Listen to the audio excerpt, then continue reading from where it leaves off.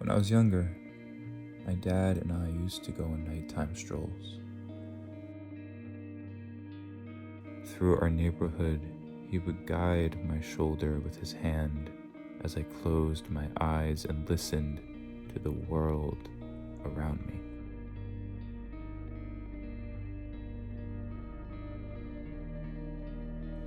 Though it always was vocal. When the sun set, the signal emerged from the noise, and when I really concentrated, I could hear the city.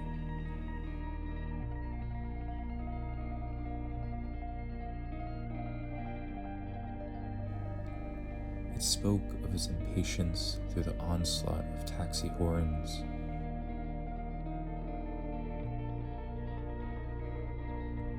It raved about its excitement and bright chatter that like tap would pour out of bars.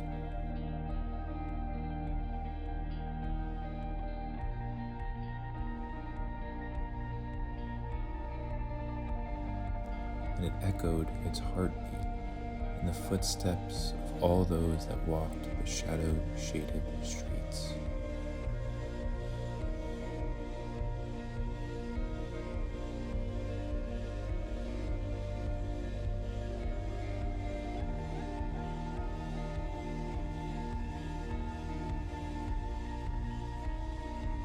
It was only during these walks that I understood the city.